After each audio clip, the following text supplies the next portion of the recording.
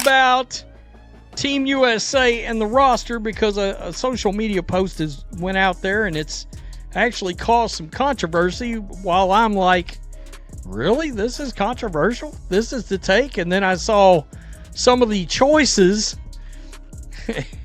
that some fans are making out there where you can tell there's blatant agenda. When Team USA dropped that social media post, it didn't just cause a reaction, it detonated like a shockwave across the entire sports internet. In seconds, the comment sections exploded into chaos, turning social media into a battleground filled with arguments, insults, and nonstop hostility. And the wild part? It all started with a simple graphic listing a hypothetical starting five. But by placing Caitlin Clark's name boldly at the top, the post didn't encourage discussion, it triggered an all-out civil war among fans. Paige Buecher's supporters were blindsided, erupting with outrage over what they saw as a blatant slight. What should have been a harmless conversation instantly escalated into a fierce battle of loyalties and pride. The debate morphed into something far bigger than basketball, a full-scale clash fueled by emotion, rivalry, and fan identity. Within minutes, digital lines were drawn, alliances were declared, and the entire internet was pulled into the frenzy, forced to choose a side in the escalating madness. Came out the other day. I did a couple of videos about it. We know Caitlin Clark finally going to emerge in a competitive setting in a training camp that they're going to have right here. Let me just give you the specifics. Indiana Fever superstar Caitlin Clark hinted that she would participate in Team USA basketball activities during the WNBA offseason, following the conclusion of her team's 2025 campaign. Initially, the thought was she was referring to USA basketball training camp in early March 2026, which is a precursor to the 2026 FIBA World Cup qualifying tournament. So let's break down exactly what sparked all the chaos. The graphic at the center of the storm featured a projected starting five with Caitlin Clark at point guard, surrounded by elite talent Jewell Loyd, Jackie Young, Nneka Ogwumike, and Aaliyah Boston. And just to be clear, this wasn't an official roster reveal. It was clearly labeled as a speculative prediction. But the impact? Immediate and explosive. Simply imagining Clark in such a prominent leadership role sent shockwaves through WNBA circles. Why? Because it challenged long-standing hierarchies and disrupted the expectations of fans who believed other, more experienced veterans deserved those spots. What should have been a harmless hypothetical suddenly became a lightning rod for frustration, ego clashes, and unresolved debates that had been simmering for years. In seconds, the post exposed deep divisions within the fanbase, turning a simple graphic into a full-blown cultural flashpoint. On this team, I don't know how this is even a debate. This post got put up as a potential, starting five. All right, Caitlin Clark at point guard, Kaylee Copper, Jackie Young, Derica Hamby, and Aaliyah Boston. And then, of course, these are the reserves on the team, right? And my God, the Paige Buecher supporters, of course. And I don't want to throw Angel supporters in this because I've seen a lot of actually put Angel and Caitlin on the court. The backlash was instant, and I mean the very second the post went live. The loudest, most explosive reaction erupted from the fiercely loyal supporters of Paige Buecher's. Their devotion runs deep, so seeing Buecher's left out of the hypothetical starting five, especially with her rival Caitlin Clark placed ahead of her, sent them into a full-blown frenzy. The message in the comments couldn't have been clearer: Paige over Caitlin. Thousands of replies poured in within minutes, demanding Buecher's inclusion, questioning the credibility of the lineup, and outright rejecting the idea that Clark deserved the starting role. The volume, intensity, and raw emotion from Buecher's fanbase was astonishing. It exposed a powerful territorial divide within the women's basketball community, a tension that had been simmering quietly for years. And with one simple post, all of it erupted into the open for everyone to see. And I don't want to throw Angel supporters in this because I've seen a lot of actually put Angel and Caitlin on the court at the same time. But Somehow this got labeled as rage bait. And I'm not sure how this is controversial, but here we go with some of the dumbass takes that came out of this, right? It's got over 200,000 views on it now. Paige, okay. Young, Copper, Cameron Brent, really? After being injured like that? Reese. But while Paige Bucher's fans dominated the first wave of outrage, the conversation quickly widened, pulling in nearly every major fan base in women's basketball. Angel Reese supporters, for instance, took a far more balanced and intriguing stance compared to the outright rejection from the Buchers camp. Instead of dismissing the lineup entirely, many of them actually floated the idea of seeing Reese and Clark sharing the floor, a surprising moment of potential unity in the middle of absolute chaos. But that single graphic cast such a massive net that it inevitably pulled in dozens of other factions, each fiercely defending their own vision of what Team USA should look like. The flood of reactions revealed just how emotionally invested fans are in their favorite stars. What should have been a simple concept graphic spiraled into a tangled clash of loyalties, opinions, and long-held biases exploding openly in the comment section. Clark over Chelsea Gray in competitive basketball? Question mark. Some dude says, suggesting the veteran guard Chelsea Gray deserves a starting role over Caitlin Clark. Look, I've only been locked in for a couple of years. There's not a world where I'm starting Gray over Caitlin Clark. Not a galaxy far, far away. Nowhere. Caitlin Clark over Chelsea Gray in competitive basketball? Question mark. 127 times out of 10. Yeah, easy. It didn't take long for the post to get branded as pure rage bait, and honestly, that label fits its impact perfectly. Within hours, the graphic pulled in more than 200,000 views and triggered an explosive emotional reaction across the entire community. Whether the creators intended it or not almost doesn't matter. What matters is the result. It struck directly at long-standing tensions, reignited old rivalries, and transformed what should have been a harmless hypothetical discussion into a massive public spectacle. The post tapped straight into fan frustration, amplifying every simmering disagreement about who deserves a spot on Team USA. The anger was especially intense among supporters who felt their favorite players were unfairly minimized or outright ignored. In that sense, calling it rage bait wasn't an exaggeration at all. It was a blunt, accurate description of a post that managed to provoke maximum outrage with a single drop.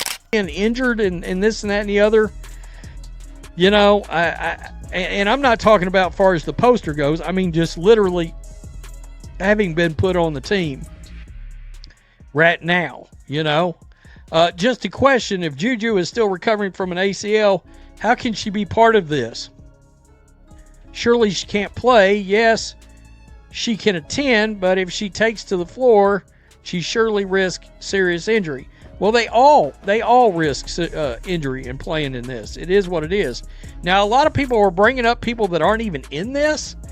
I mean, Asia and just when it seemed the drama had already reached its peak, the debate took an even sharper turn as fans shifted their focus to veteran guard Chelsea Gray.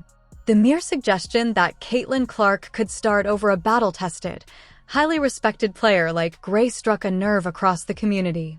For many, the idea wasn't just wrong, it was unthinkable. One fan captured the sentiment perfectly, declaring, "There's not a world where I'm not starting Chelsea Gray over Caitlin Clark, not even in a galaxy far, far away." This clash ignited a heated generational divide within the fandom, pitting loyalty to established experience against the excitement of rising young talent.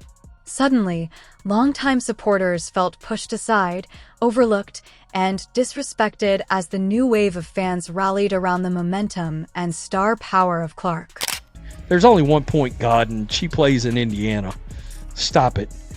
And then you have the other thing, the do you want to grow women's basketball, the popularity of it or not? And Team USA, and do you want the ratings and all that other stuff? And Caitlin Clark's obviously going to bring all of that, right? And you can't use this as an excuse. I mean, there was word out there that the committee when they left her off the 2024 team were scared to put her on the team because if she didn't play enough, they didn't want to have to hear about it. The debate over Chelsea Gray wasn't simply a comparison between two great players. It revealed a much deeper battle unfolding within women's basketball fandom. This moment became a defining clash between the WNBA's longtime loyalists, who value experience, fundamentals, and established stars, and a rapidly growing new wave of fans energized by fresh talent and a faster, youth-driven style of play. The speaker in the video didn't hold back, bluntly claiming that the old WNBA fans are getting voted off the island. That statement captured the heart of the conflict, a dramatic generational shift reshaping the sport. Explosive new stars are challenging long-standing norms, while some veteran supporters push back, holding tightly to the era they've always known.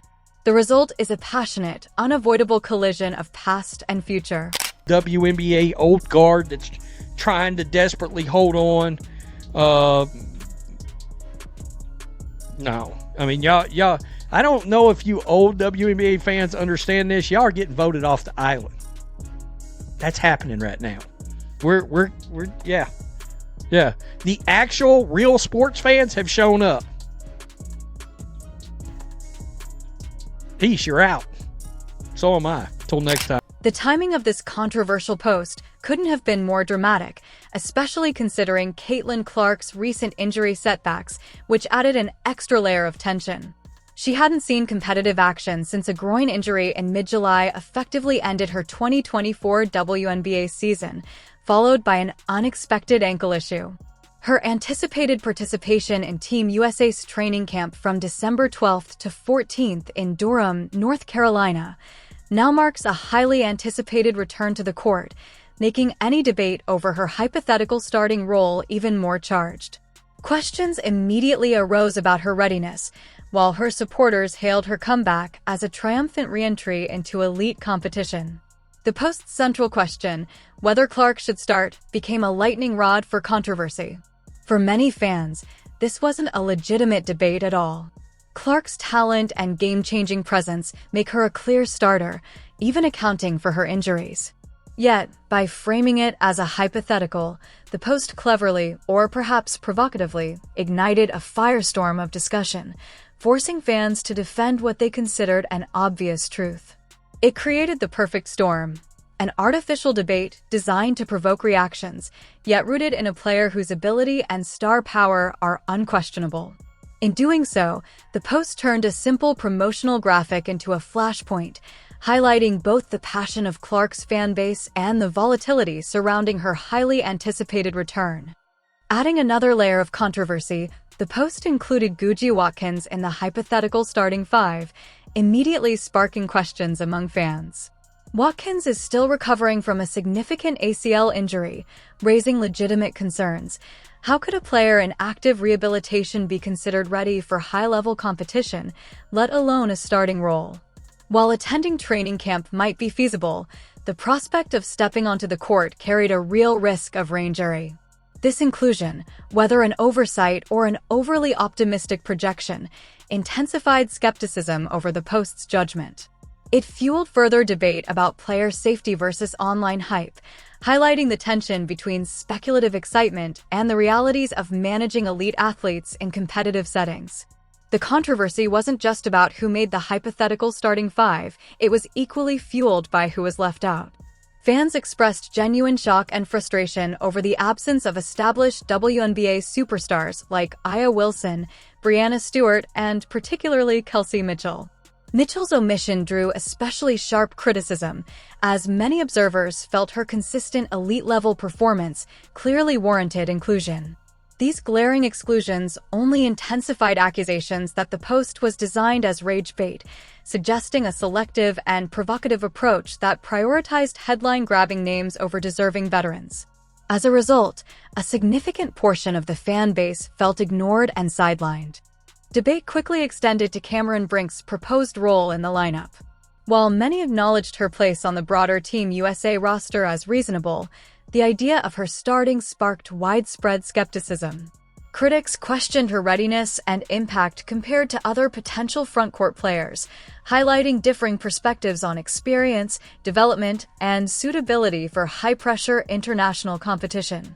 Far from being an outright rejection of her talent, the discussion reflected careful consideration of who could deliver immediate results on the world stage.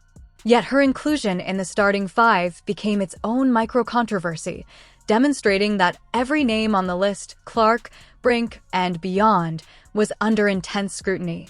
The hypothetical graphic, intended as a simple projection, instead became a lightning rod, proving that every decision could ignite passionate debate among fans and commentators alike.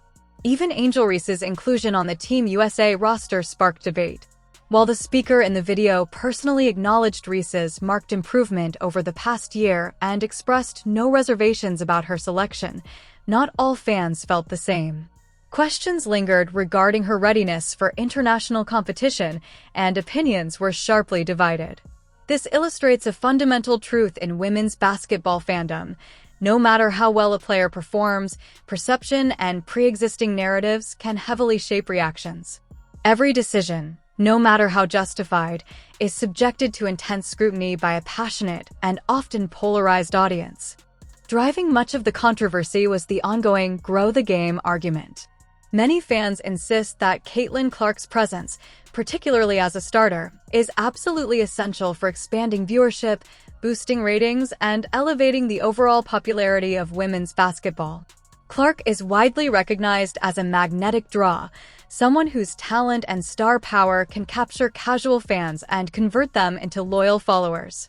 From this perspective, Team USA's roster decisions aren't solely about basketball skill.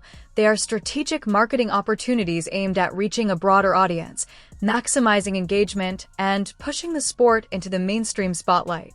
The revelations suggest that the committee prioritized avoiding public backlash over selecting the absolute best talent. A staggering admission that undermines the integrity of the selection process and leaves fans questioning the true motivations behind past roster choices. This disclosure revealed an unsettling level of insecurity among those in power. The speaker was unequivocal. It is the committee's job to face fan criticism head-on. Their duty is clear: put the best players on the court. If fans are displeased, that is their right, and it is not the committee's role to shy away from scrutiny. Avoiding the selection of a star like Caitlin Clark out of fear of public reaction reflects a fundamental misunderstanding of leadership. True leadership requires making difficult decisions and standing firmly behind them, not preemptively yielding to imagined outrage. Despite the controversy, the speaker insists that Caitlin Clark must start at point guard for Team USA. For them, this is non-negotiable, a fact as undeniable as her talent. Resistance, particularly from those defending Chelsea Gray, is framed as an attempt by the old guard of the WNBA to maintain relevance. Traditionalists, once dominant, are being challenged by a new generation of passionate fans demanding to see fresh, dynamic talent on the court. This uncompromising stance highlights the immense generational shift taking place, where long-standing loyalties are colliding with the undeniable draw of emerging stars. Ultimately, that Team USA's social media post, whether intentional rage bait or not, exposed a seismic transformation in women's basketball fandom. It signaled that the old guard is being voted off the island, making room for a new era in which fans insist that the game's most electrifying players, like Caitlin Clark, are given center stage. This debate wasn't merely about a hypothetical lineup. It was a visceral demonstration of the sport's evolution, underscoring the demand for fresh perspectives and the full embrace of its brightest stars. The controversy itself serves as proof. The future of women's basketball is here, louder, more passionate, and more engaged than ever before.